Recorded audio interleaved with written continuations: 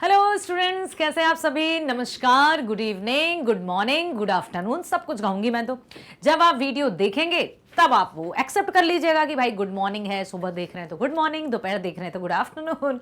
इससे अच्छा है नमस्कार, जिसमें आप जब भी वीडियो देखेंगे तब आपको मेरा संबोधन प्राप्त हो जाएगा। ठीक है, तो कैसे हैं आप सभी।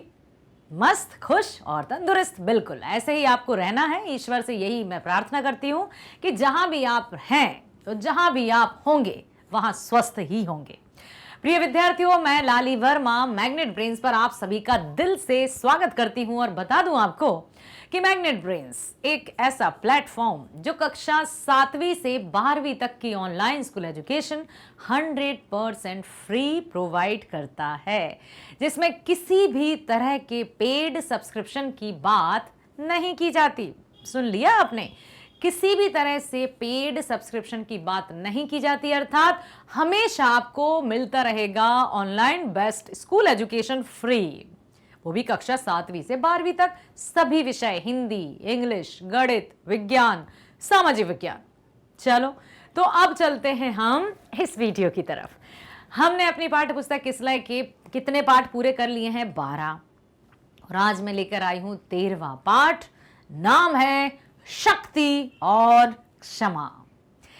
ये हमने भी पढ़ी थी जब हम विद्यालय में थे ना, तब हमने इस कविता को पढ़ा था। लिखी गई है कविता श्री रामधारी सिंह दिनकर जी द्वारा। दिनकर जो सूर्य की तरह चमकते रहे हिंदी साहित्य में, जिनका योगदान अतुलनीय है। आइए तो हम सबसे पहले रामधारी सिंह दिनकर जी के जीवन परिचय को जान लें कि उनका जन्म कब हुआ, कहाँ हुआ, शिक्षा दीक्षा कहाँ हुई, कौन सी उनकी रुचियां हैं, क्या उनकी उपलब्धियां हैं, किस तरह की भाषा रही, रचनाएं क्या हैं। आइए जानते हैं। नाम रामधारी सिंह दिनकर। अब आपको पता ही है कि दिनकर किसका पर्यायवाची है। दिनकर होता है सूर्य का। और कौन कौन से सूर्य के पर्यायवाची होते हैं बताओ।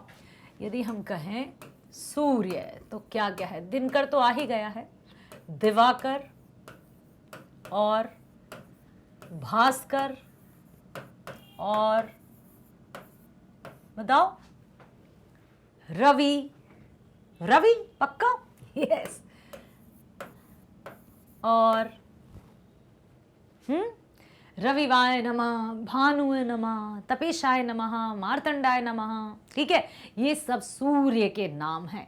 तो सूर्य जो स्वयं जलकर दूसरों को रोशन करता है, सूर्य जो दुनिया को प्रकाश देता है। दिनकर जी के, रामधारी सिंह के आगे जो दिनकर नाम लिखा है ना, वो हिंदी साहित्य में सूर्य की तरह चमकते हैं। जन्म कब हुआ था? 23 सितंबर 1908। कब हुआ था बेटा? 23 सितंबर 1908।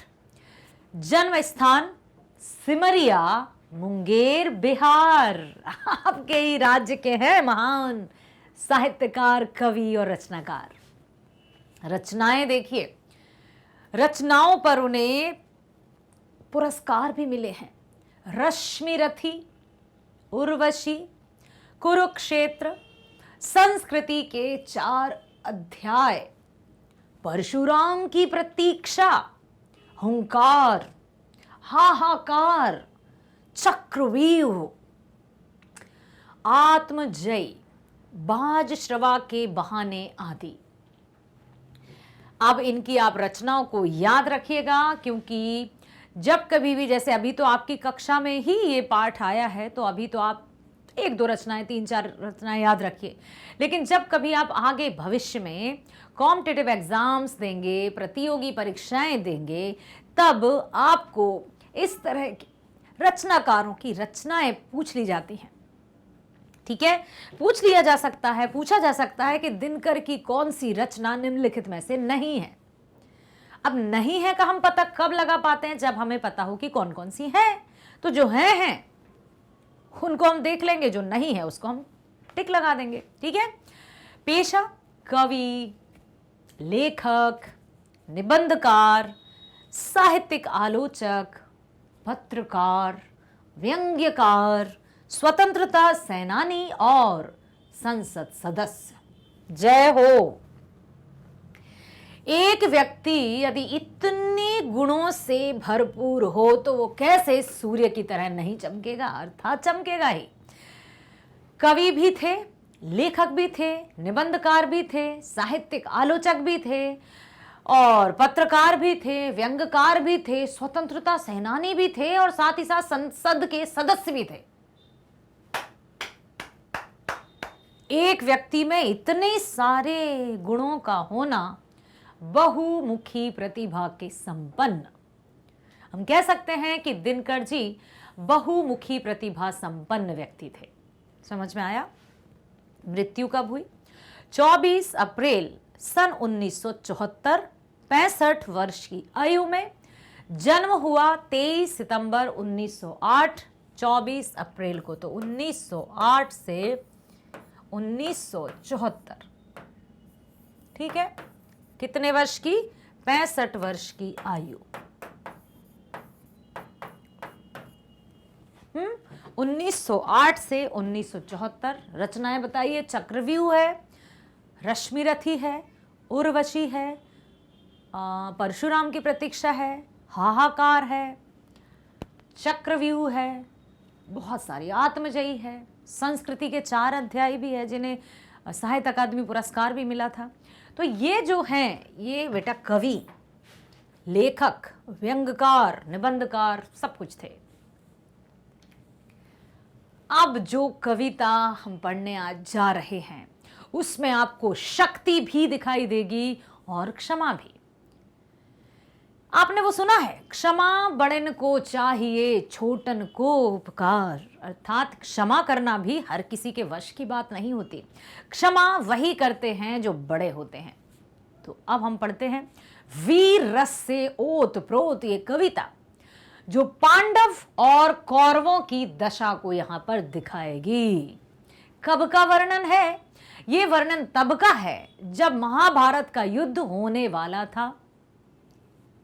पांडव और कौरव थे जिनमें महाभारत युद्ध हुआ, भाई भाई पर टूटे।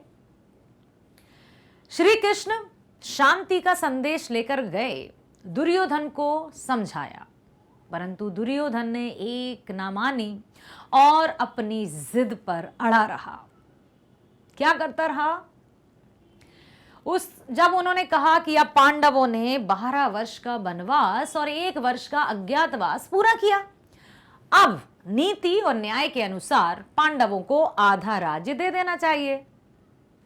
दुर्योधन तिलमिला उठा, साफ इनकार कर दिया कि मैं नहीं दूंगा।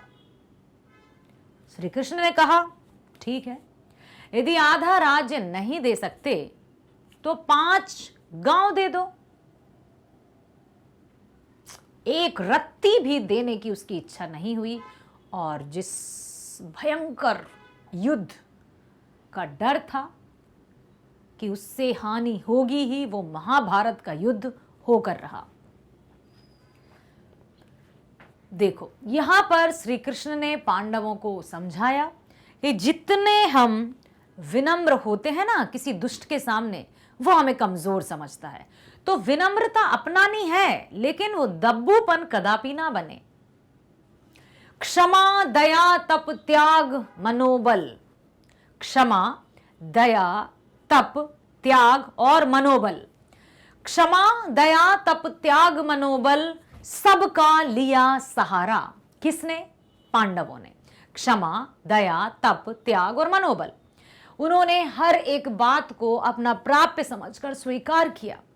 शकुनी पौबारा करते हुए अपनी चाल से, अपनी कुटिल नीति से उनको हराता चला गया, उन्होंने वो भी सहर्ष स्वीकार कर लिया। क्षमा, दया, तप, त्याग, मनोबल सबका लिया सहारा, पर नर व्याघ्र सुयोधन तुमसे कहो कहां कब हारा। व्याघ्र सुयोधन, अब दुर्योधन को यहां पर सुयोधन कहा है। क्षमाशील हो रिपु समक्ष, तुम हुए विनत जितना ही। दुष्ट कौरवों ने तुमको कायर समझा उतना ही। कहने का तात्पर्य यह है कि यदि हम किसी दुष्ट के सामने विनम्रता दिखाते हैं तो उसको वो समझता है हमारी कमजोरी। तो कभी भी दुष्टों के सामने विनम्र होने की आवश्यकता नहीं है, क्योंकि वो उसकी दृष्टि वही है और यथा दृष्टि तथा सृष्टि। समझ आया?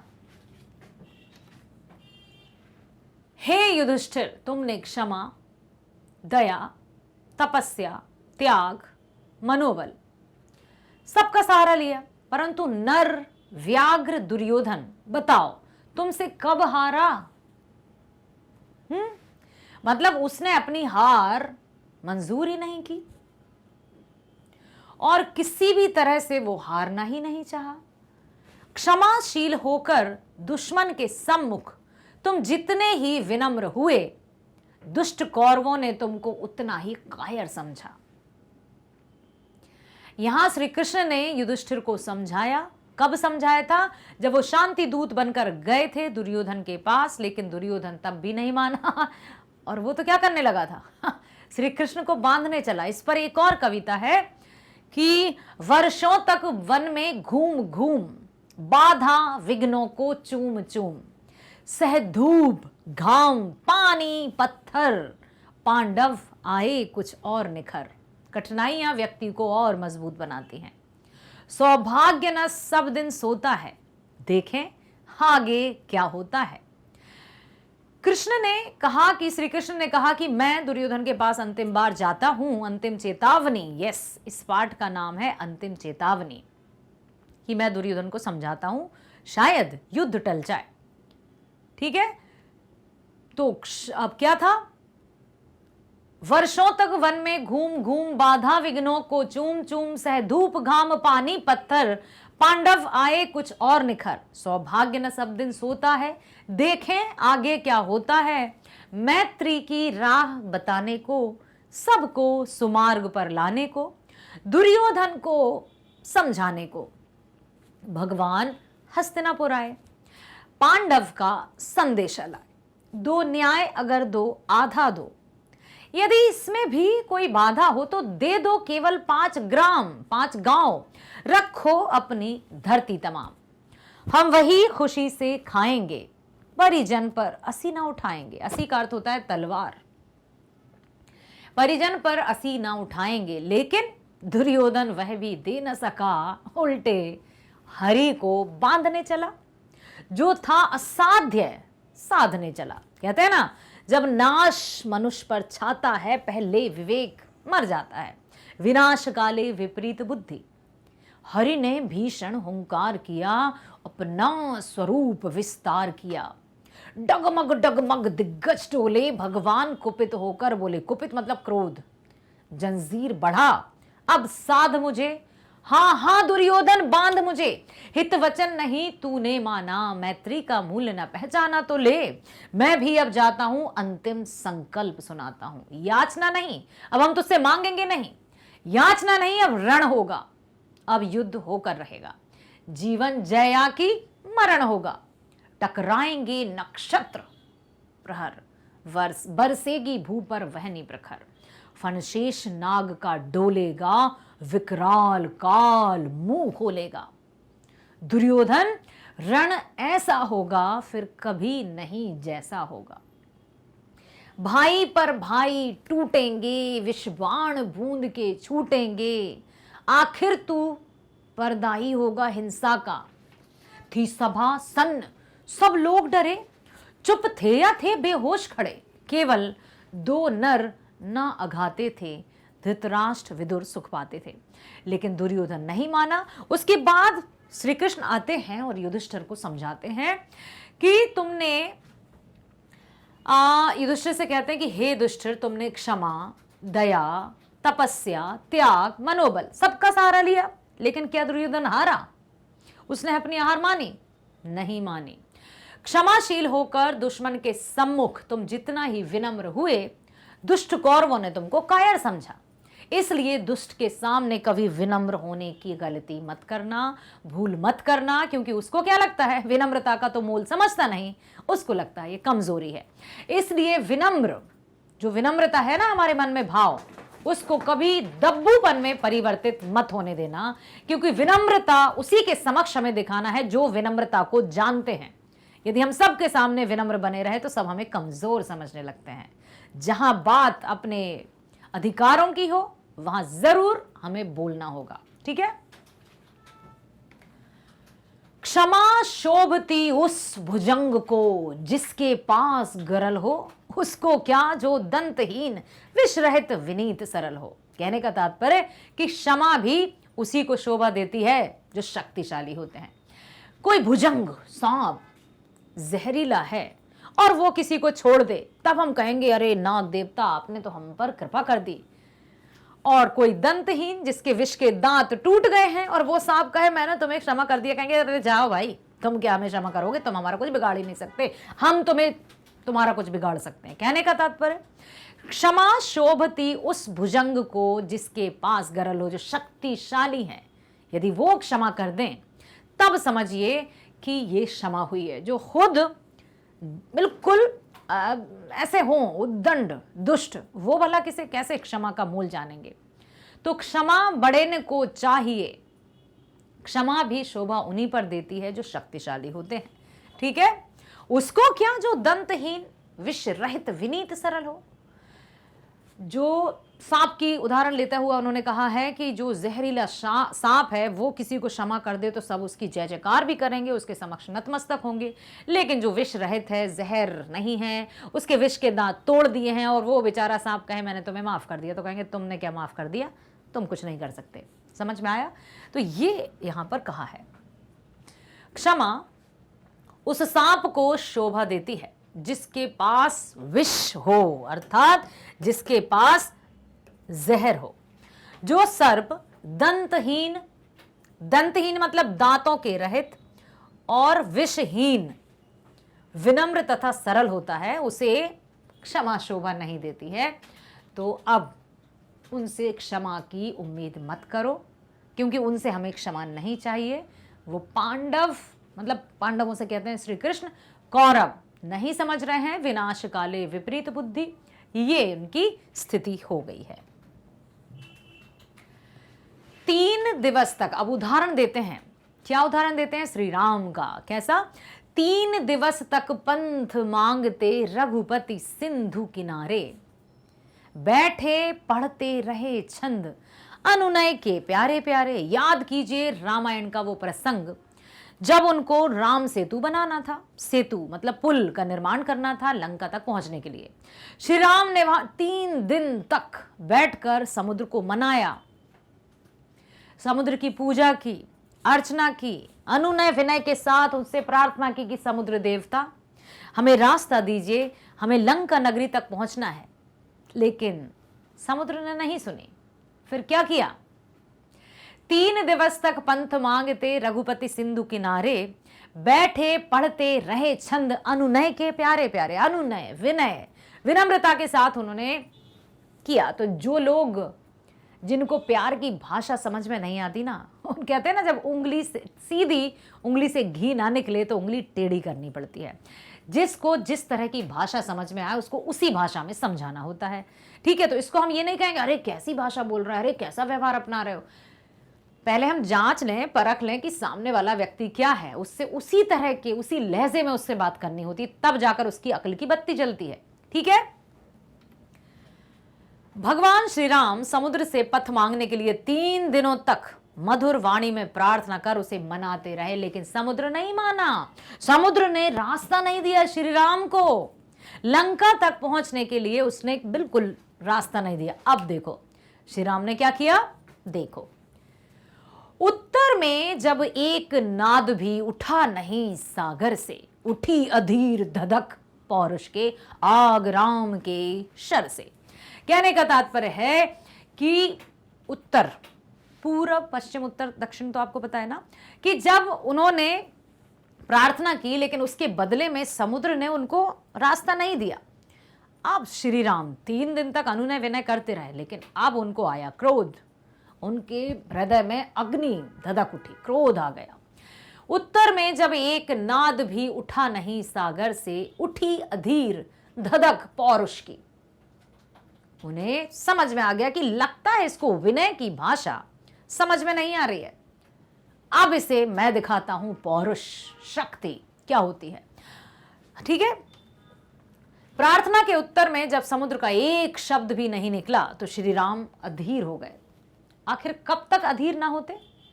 3 दिवस हो गए थे भाई, 3 दिन हो गए थे। उनका पुरुषार्थ आग बनकर राम के तीर से निकल पड़ा, अर्थात राम जी ने अपने धनुष पर बाण को साध लिया। अब देखो क्या होता है। 3 दिनों तक श्री राम समुद्र से प्रार्थना कर रहे थे, उसकी स्तुति कर रहे थे, उसे मना रहे थे, लेकिन समुद्र को नहीं, मतलब उसने सोचा ये क्या करेंगे। और जब राम का क्रोध आया और जैसे ही उन्होंने धनुष पर तीर चढ़ाया, अब देखो क्या होगा। क्या लगता है, क्या राम ने समुद्र पार करके लंका नगरी तक अपनी यात्रा पूरी की थी? यस, बिल्कुल। कैसे की थी? सेतु बनाकर, पुल बनाकर। कैसा पुल बनाकर? पत्थरों का पुल बनाया था। कैसा पत्थरों का पुल? हमने सबने देखा है रामायण जो सीरियल आया, बिल्कुल, जिसमें अरुण गोविल, दीपिका, सुनील लहरी, दारा सिंह जी ऐसे किरदार थे जो वास्तव में ऐसा लगता है कि सच्चे हैं ये। उनको देखकर बस ईश्वर की भावना ही हमारे मन में जागृत होती है। राम राम पत्थरों पर लिखकर, वो ये कैसे हुआ? समुद्र ने कहा कि यदि राम नाम लिखकर पत्थर डाला जाएगा तो वो तैरता रहेगा। ये कब हुआ था? तब हुआ था जब श्री राम ने तीर चढ़ाया था। ठीक है, सिंधु देह धर त्राहि त्राहि। अब देखो, जब श्री राम ने धनुष पर बाण चढ़ाया, सिंधु डर के कारण त्राहि माम, क्षमा करें प्रभु, क्षमा करें। तब से समझ में नहीं आ रहा था। जब 3 दिनों से प्रभु राम विनय पूर्वक रास्ता मांग रहे थे, नहीं आता ना किसी किसी को सीधी भाषा का अर्थ समझ में। सिंधु देह धर, अब सिंधु मतलब समुद्र, देह मतलब शरीर, धर मतलब किया, धारण।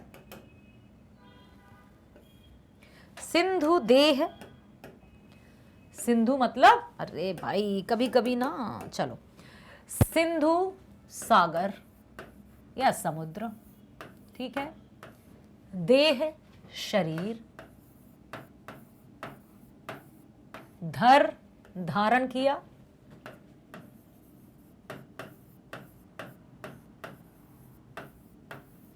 अब समुद्र ने शरीर रूप धारण किया। त्राहि त्राहि, बिल्कुल पूरी तरह से घबरा कर, त्राहि त्राहि कम बचती, घबरा जाते हैं जब डर जाते हैं, कांपते हुए। सिंधु देह धर त्राहि त्राहि, करता आ गिरा शरण में, चरण पूज दासता ग्रहण की, बंधा मूढ़ बंधन में। अब जैसे ही श्री राम ने धनुष पर अपना तीर चढ़ाया तो समुद्र तुरंत प्रकट हुआ मनुष्य रूप धारण करके। त्राहि माम, रक्षा करें प्रभु, रक्षा करें, क्षमा करें प्रभु, क्षमा करें। चरण पूज दासता ग्रहण की, उनके श्री राम के चरणों को नमन किया और कहा कि मैं तो आपका सेवक हूं प्रभु, बताएं क्या आज्ञा है। बंधा मूढ़ बंधन में, अब राम के वश में आ गया। पहले ही यदि मान लेता तो ये नौबत ही नहीं आती, लेकिन जिसको कहते हैं ना कि वही बात कि लगता है वो होता है ना कि एक जैसी बुद्धि वैसा इस्तेमाल किया जाता है। तब समुद्र देह धारण होकर प्रकट हुआ तथा त्राहि त्राहि करता हुआ राम के चरणों में आकर गिर गया। राम के चरणों का पूजन किया, राम की दासता को स्वीकार किया। इस प्रकार मूर्ख सागर राम के बंधन में बंध गया। इससे अच्छा तो तब था जब श्री राम अनुनय विनय कर रहे थे और वो तभी आ जाता, लेकिन उसको क्या लगा ये ऐसे ही कर जाएंगे। अहंकार आ गया था ना, अहंकार जहां आया वहां तो बुद्धि भ्रष्ट हो जाती है। और दुष्ट रावण का क्या परिणाम हुआ, उसका भी अहंकार ही एक सबसे बड़ा कारण था। अब देखो, सच पूछो तो शर में ही बसती है दीप्ति विनय की, संधि वचन संपूज्य उसी का जिसमें शक्ति विजय की। सच पूछ हो तो शर में ही बसती है दीप्ति विनय की। यानी शर अर्थात क्या होता है? तीर, शक्ति। तो सच में, यदि सच में पूछा जाए तो शर में ही विनय की दीप्ति बसती है। कहने का तात्पर्य कि जिसके पास शक्ति है वही विजय है, उसके हाथ में विजय है। लेकिन हर कहीं हम शक्ति का प्रयोग भी नहीं कर सकते हैं। हम ये नहीं कह सकते कि भाई हर समय हम सिर्फ शक्ति का ही प्रयोग करेंगे। जहां बात अच्छे से हो जाए वहां हमें शक्ति का प्रयोग नहीं करना है। जो कहते हैं ना कि जब पेड़ फलों से लदा हुआ होता है तो वो झुका हुआ होता है, और आसानी से जब पेड़ हम तोड़ सकते हैं तो उस पर डंडे या पत्थर बरसाने से तो मूर्खता सिद्ध होती है। लेकिन यहां समुद्र ने जो अपनी मूर्खता दिखाई वो देखिए आप। सच पूछो तो शर में ही बसती है दीप्ति विनय की, संधि वचन संपूज्य उसी का जिसमें शक्ति विजय की। सच बात तो यह है कि विनम्रता का प्रकाश तीर में बसता है। संधि की बात उसी का मान्य होता है जिसमें विजय की शक्ति हो। संधि, चलो अब दोनों देशों के बीच संधि हो गई, सुलह हो गई ना, सुलह हो गई कि अब हम युद्ध नहीं करेंगे। तो संधि का प्रस्ताव भी वही आगे बढ़ाता है जिसमें शक्ति होती है विजय प्राप्त करने की। सहनशीलता क्षमा दया को तभी पूजता जग है। क्या है? सहनशीलता क्षमा दया को तभी पूजता जग है, बल का दर्प चमकता उसके पीछे जब जगमग है। लोग उसी की पूजा करते हैं जिसके पास बल का दर्प चमकता है, शक्ति दिखाई देती है। मतलब शक्ति के आगे सब नतमस्तक रहते हैं। शक्ति के साथ विनम्रता, कहते हैं ना साहस, शक्ति और विनम्रता। क्या क्या? साहस, शक्ति और विनम्रता। साहस, शक्ति और विनम्रता, कहते हैं ना साहस और शक्ति के साथ यदि विनम्रता और हो, ऐसा नहीं कि सिर्फ विनम्रता, सिर्फ विनम्रता के बल पर तो व्यक्ति कमजोर समझने लगता है। लेकिन कमजोरी, दब्बूपन और विनम्रता में बहुत अंतर है। उस अंतर को समझना होगा। हमें हर किसी के सामने गिड़गिड़ाने की आवश्यकता नहीं है, क्योंकि ऐसे में व्यक्ति हमें कमजोर समझता है। जब हमें अपनी शक्तियों का आभास होता है ना, और हम अच्छे से उसके सामने परिवर्तित हो जाए, तो वो स्वयं समझता है कि यार ये कीमती है। समझ में आया? उसकी वैल्यू जब हम किसी को आसानी से, जैसे मान लो कोई वस्तु आसानी से प्राप्त हो जाए तो हम उसका मूल्य नहीं समझते, लेकिन जो वस्तु हमें बहुत मुश्किलों से होती है तो हम उसका मूल्य समझते हैं। पैसे के मूल्य से लिख दीजिए, सोना, लोहा, घी, तेल। ठीक है, समझ में आया? सहनशीलता, क्षमा, दया का तभी संसार पूजा करता है जब उसमें बल का दर्प जगमग करता हुआ चमकता रहे। चलते हैं शब्दार्थ की तरफ। रिपु, शत्रु, दुश्मन। पौरुष, पुरुष का कर्म। गरल, विष, जहर। नाद, आवाज, शब्द। अनुनय, प्रार्थना, विनय। भुजंग, सांप। दर्प, रोष, अभिमान, घमंड।